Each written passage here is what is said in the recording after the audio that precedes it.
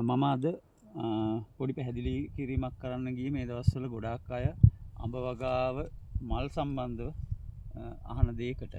ඉතින් ගොඩාක් අය කියන දෙයක් තමයි මේ දවස්වල මල් කළු වෙන එක කළු වෙලා වේලිලා යනවා කියන එක. ඉතින් මේක ඇත්තටම මම අද කියන්න යන්නේ ඒකට එක් හේතුවක් පමණයි. තව හේතු තියෙනවා. ඉතින් අනිත් හේතු මම ඉතින් සඳහන් කරලා තියෙනවා. ඉතින් මේ දවස්වල ගොඩාක් වෙලාවට මල් හැදුනට ගෙඩි අල්ලනවා අඩුයි. ඒ දැන් මේ බලන්න ඔබට පේනවා ඇති මේ බයි එහෙම ගෙඩි ඇත්තටම මේ හෙල්ලුවම ඔබට පේනවා මේ ගෙඩි නෑ බලා ගන්න.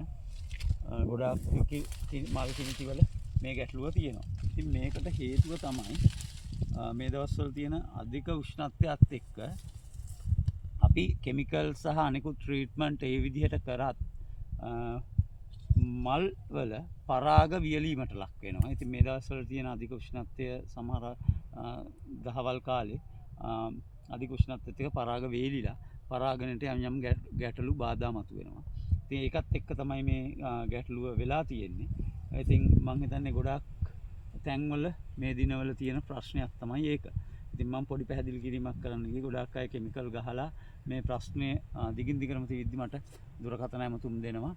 ඉතින් ඒකට මම මේ කෙටි උත්තරයක් ලබා දුන්නේ.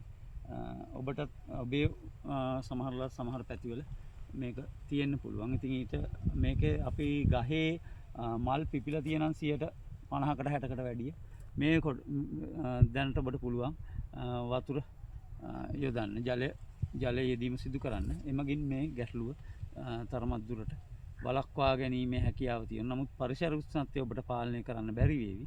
ඒකත් එක්ක මේ ගැටලුව යම් තාක් දිගින් දිගටම තියෙන්න පුළුවන්.